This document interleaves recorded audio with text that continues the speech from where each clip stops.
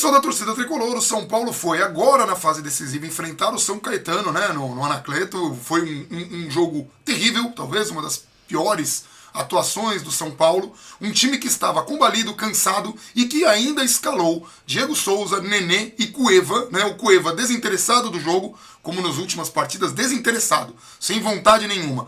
O Nenê, visivelmente sem capacidade de articular, errou muito espaço no primeiro tempo. E o Diego Souza que...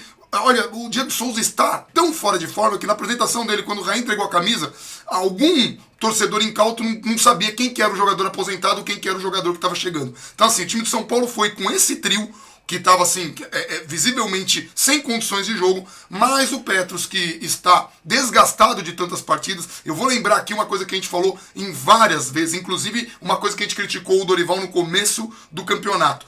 Essa falta de rodagem que o São Paulo deu pro elenco cobra um preço. Nós temos um monte de jogadores aí. Por exemplo, o Reinaldo tá machucado, o Trellis tá machucado, o Hudson tá machucado, o Anderson Martins tá machucado. E jogadores que jogaram partidas que o CRB, um jogo decisivo, a gente jogou com muito mais titulares do que deveria. Poderia ter dado um descanso pro Valdívia, um dos poucos que fez alguma coisa hoje. E o jogo do Red Bull também, um jogo que não valia nada, o São Paulo colocou titulares demais. E eu vou lembrar que os rivais, nossos rivais, estão dando essa rodagem do elenco. O Gabriel foi pro estádio, o que você viu desse jogo hoje? Assim? O primeiro tempo, compreensível a má atuação do jogo inteiro, né? Porque muito sol, muito quente, tinha todo o contexto de São Paulo, novo treinador, viagem agora para Maceió, não tinha a menor necessidade de que o time quase completo para o jogo de volta contra o CRB. O jogo já estava 2-0. O jogo estava 2-0, um time misto, um time que entrou em campo contra o Red Bull, conseguiria administrar o resultado, era o mínimo que eu esperava, né? E mesmo assim, na hora de fazer as trocas, tiramos o Trellis, que não jogou hoje, e provavelmente não jogaria. Tiramos o Júnior Tavares, que jogou acho que 3 jogos no ano. Tá cansado o Júnior Tavares, jogou 3 jogos no ano. É o cara que não precisaria de descanso. E o Petros, aí o Petros ok, só que o Petros não precisava nem estar jogando. Então, não deveria nem ter começado. Não era questão de sair aos 30 do segundo tempo, ele não precisava estar em campo, o Petros. E aí, o primeiro jogo do Aguirre, né? O primeiro jogo inteiro, digamos, do Aguirre, que ele deu treino ontem. Um treino. Deu um treino. Então, assim, agora a gente vai ter que esperar o Aguirre entender que Cueva, Diego Souza e ele não podem jogar junto, porque ele é novo. São 3 caras pra uma vaga e olhe lá, né? Olhe lá. E um deles ainda não tá afim de jogar, que é o Cueva. Então, assim, agora a gente vai ter que esperar o novo treinador entender. A gente entende, porque a gente tá vendo o jogo desde o começo do ano. O Aguirre não teve esse tempo ainda. Então ele vai ter que ver, provavelmente, na prática, como o Dorival teve que ver na prática, que esses 3 não conseguem jogar. E que a gente não tem jogador veloz de lado de campo, que por sinal, é um jogador importante. E temos o Valdívia, que é o único reforço que está rendendo alguma coisa. O único reforço que está rendendo alguma coisa. E eu não vou falar quem indicou o Valdívia. Eu não vou falar, porque ele foi demitido, a gente não pode mais tocar no nome dele. É o único reforço que está dando algum retorno. Que foi brigado. E assim, gente, só para entender, muita gente falou, tinha que ter deixado o Jardine. O Jardine, ele poupou os jogadores e ele escalou o Lisieiro e o Júnior Tavares em função de contusões de Edmar e Reinaldo. A gente não está criticando. O Jardine é um técnico muito promissor. Mas se ele estivesse na condição de técnico titular, ele seria queimado na primeira derrota em clássico. E a gente precisa preparar o cara, dar uma cancha para que isso não aconteça. E aí, hoje, deu para perceber por que o Júnior Tavares não tem essa condição de titularidade. O jogo, o São Caetano com o Pintado que a gente dispensou daqui e organizou o time do São Caetano, o Pintado sabia da deficiência do Júnior Tavares e fez todas as jogadas, inclusive a do gol, pelo lado direito do campo, pelo lado direito do ataque, nessa avenida que é o Júnior Tavares. O Júnior Tavares produziu pouco no ataque e nada na defesa. E todas as grandes jogadas que possibilitaram as boas defesas do Jean até ele falhar clamorosamente no gol. Aliás, o número de falhas do Jean, eu fiz isso com o Sidão, com o Denis e com o Renan. Então eu vou fazer a mesma coisa com o Jean. A gente tem que dar paciência pro cara se habituar, é um menino novo e tal. Mas o número de falhas dele nos jogos, inclusive falhas que não resultam em gol, é preocupante para um goleiro que a gente pagou 10 milhões. Aí isso me preocupa. Pagamos 10 milhões do Diego Souza, que não tem condição física de jogar. Pagamos 10 milhões num goleiro que a gente viu 6 meses de jogo e que parece que a camisa tá pesando. Espero estar errado e torço. Fez 3 defesas difíceis, mas no gol falhou clamorosamente. Foi uma falha infantil.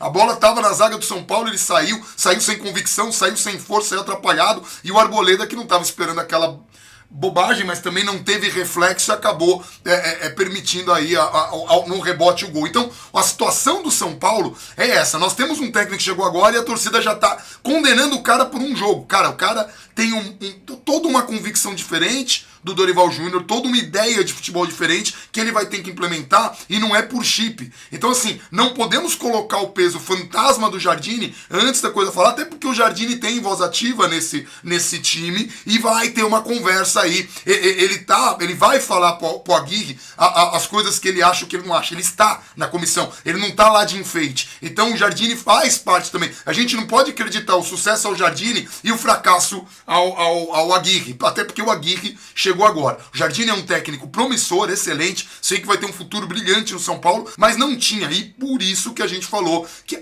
ao tempo de derrubar o técnico foi errado. O São Paulo errou mais uma vez. Fez a mesma coisa com o Rogério Ceni, demitiu na hora errada, ou tirasse antes, ou para dar mais tempo para um técnico chegar e começar um trabalho, se essa era a ideia da diretoria técnica, e não jogar nas costas uma vitória quase impossível contra o rival Palmeiras em casa, do jeito que estavam os dois elencos, do jeito que estavam os dois times, a situação, tanto que a gente antecipou que esse jogo, a derrota era certa, não deveria ter feito isso, e não colocar um técnico novo com um dia de treino para disputar agora as decisões. E se fosse para fazer isso, teria que sim ter poupado contra o Red Bull num jogo que não valeu nada e contra o CRB. Então, o que a gente falou aqui é o São Paulo errou muito, errou tanto no planejamento quanto errou dentro de campo na escalação, enfim, e nos jogadores que não jogaram. O Valdívia foi a única, né? O único alento do time, né?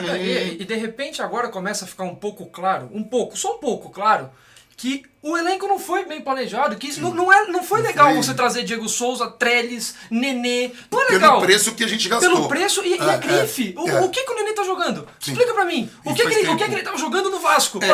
E uma coisa, a galera fala do Abel Braga. Gente, o Abel Braga tá passando um perrengue no Fluminense, porque o Fluminense perdeu o grande patrocinador dele lá, que a gente não vai falar que é a Unimed. Os caras ficaram sem dinheiro, e aí agora ele tá tendo que se virar com os moleques. Agora ele tá tendo dificuldade no Campeonato Carioca, no primeiro turno, porque muita gente falou, mas se fosse o Abel Braga conhece o futebol brasileiro. O Fluminense perdeu do Avaí. O Avaí, para que vocês... Então, assim, só pra gente não ficar com esses fantasmas, porque isso atrapalha. E assim, eu não tô condenando o Abel Braga, não tô condenando nada. Eu só tô dizendo assim, o Aguirre não é um técnico ruim, ele fez... Os últimos trabalhos dele são trabalhos bons, e trabalhos de construção e trabalho de rodagem que a gente precisa agora para descobrir os talentos, e ele tem o Jardine do lado dele, tem tudo para funcionar, só que não vai funcionar com um jogo, não vai funcionar com uma semana, não vai funcionar com um mês. Tanto que quando aconteceu a demissão do Dorival, a gente falou assim, vamos ter paciência com a Aguirre. A galera já tá condenando, já tá querendo a cabeça do cara um dia de treino e jogo, não dá. Entendeu? Então, assim, a gente tem que ter bom senso. Claro que a gente está cansado de perder, claro que a gente está cansado de decisões que o São Paulo não consegue se impor, não consegue, mas nós falamos isso lá atrás, no jogo do Red Bull. Não coloque titulares nesse jogo, não vale nada. Tanto faz decidir fora, decidir em casa. Importante é descansar os caras. O Petros é um jogador que caiu tanto tecnicamente que eu só posso atribuir ao cansaço. Porque o que o cara jogou ano passado, dá pra perceber que futebol ele tem, mas o cara não consegue tirar a perna de campo. O cara erra passe que ele não tá se aguentando em pé. O Diego Souza, enfim, tudo coisas que a gente já falou. Eu vou mostrar o gol aqui, o gol do UOL, a gente deixou aí o link com a matéria do UOL. Só já ligar aqui, câmera soltando o vídeo, aí tá aí o Campeonato Paulista, o time do São Paulo aí, uma bola de meio de campo, uma enfiada, aí, de novo, né? Em cima do Júnior Tavares, né? E ele não vai diminuir o espaço. Ele não vai diminuir, ele fica, e aí vem o cruzamento, o Jean sai bestamente e ali o Arboleda demora um pouco. Aliás, todos os jogos que de novo, ok, vamos esperar, porque agora o Jean já tá aí, não tem o que fazer. Vai fazer o quê? Vai mandar ele embora? Não vai. Mas todos os jogos que o Jean jogou e o São Paulo tomou gol, ele tem algum gol contestável. Que você olha e fala, essa bola aí foi esquisita, pelo menos. Todos os gols, Linense, Palmeiras. E ele até fez outras boas defesas, mas ele toma gols contestáveis. Todos os jogos que ele tomou, na estreia dele contra o CRB, que foi 2-0, ele não tomou gol, mas o cruzamento ele soltou a bola na pequena área, bola morta. Enfim. E aí agora a gente vai ter que entender que o Aguirre vai ter que achar soluções para um time que é pesado, para um time que no futebol de hoje, que se joga com velocidade, não tem velocidade. Aí alguém vai falar, não, tem velocidade, tem Paulo Boia, tem Toró, tem Kaique. Sim, que deveríamos ter colocado na inútil primeira fase do Campeonato Paulista. Coisa que a gente falou, no começo do campeonato havia um planejamento, que o Dorival falou de cara. Vamos dar rodagem pros moleques, vamos descobrir, vamos dar cancha, vamos ver quem tá pronto. Aí, perdeu um jogo, caiu o mundo na cabeça. Não, vamos colocar os titulares. Aí colocou os titulares, agora vai fazer o quê? Colocar os moleques na fogueira? Vai colocar os moleques na decisão pra queimar o moleque? Vai colocar sem a gente saber se eles correspondem. Se ele tem condição. Não, e aí perde. Ah, esses moleques não prestam, não presta ninguém. O Kaique entrou muito bem contra o Mirassol. Foi o segundo jogo dos titulares no ano, o terceiro da temporada. Aí ele foi jogar contra o Corinthians, ele entrou no segundo tempo. Ele já foi mal contra o Corinthians, já teve um pouco mais tímido. Ele entrou titular, o Aguirre pediu, foi titular contra o Red Bull. Mal, foi substituído. O time melhorou depois da saída dele, quando entrou o Valdívia, o Marcos Guilherme, não lembro quem entrou no lugar dele. Então assim, é um garoto que deveria estar pegando jogos como Mirassol, Ferroviária, jogo inteiro.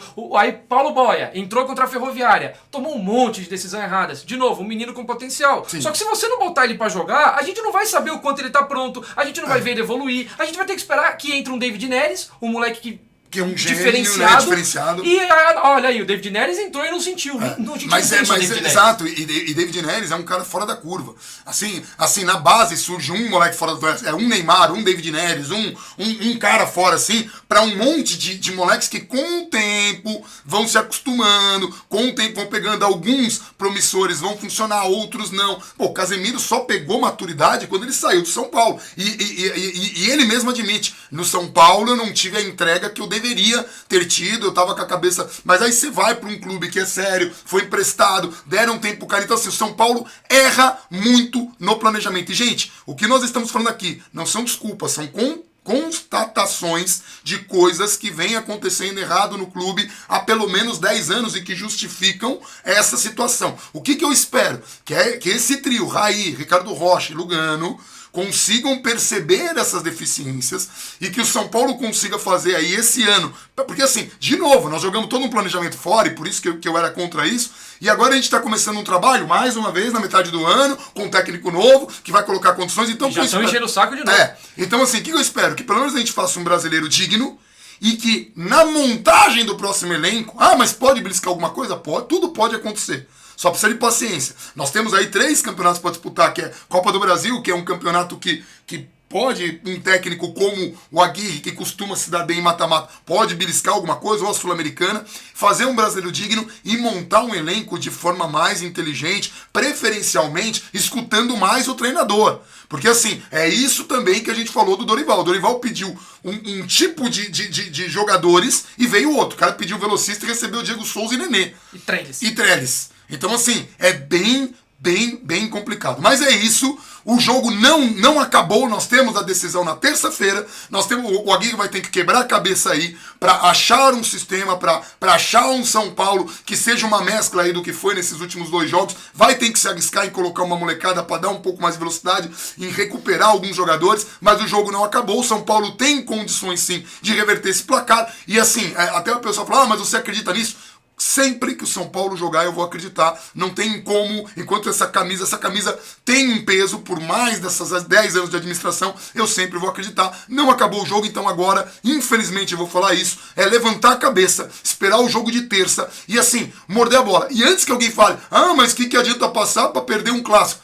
Galera, isso é futebol, entendeu? E futebol é isso. Se a gente tiver medo de enfrentar os grandes, aí sim a gente vai estar se atestando como pequeno. Nós temos que jogar e jogar de igual para igual e ir para cima e se perdeu, reconhecer, aprender e ganhar a próxima. É assim que é o futebol. Foi a primeira lição que meu pai me deu e a lição que eu mais odiei aprender. Perder. Meu pai não me ensinou a perder, ele só falou assim: você perdeu, levanta a cabeça e pensa no próximo jogo. Não é fácil, né? Então, assim, da próxima vez, você vai fazer de tudo para que isso não aconteça. Você vai ter que deixar esse sentimento te consumir. Que esse sentimento consuma os jogadores hoje e que eles entrem com fogo nos olhos. A gente já tem uma vantagem. Um jogador sem vontade não vai estar aí, que é o Cueva. E eu falo claramente, Cueva pode ser o jogador com mais habilidade, com mais lucidez, com mais brilho, mas é um jogador descomprometido com o clube e que tira o pé em tudo quanto é dividida porque tem medo de se machucar. Eu não quero jogador que tem medo, eu quero jogador que tem futebol, eu quero jogador que respeita a camisa. É isso, um abração pra todo mundo. E que bom que o Cueva não joga semana que vem. Até mais, gente.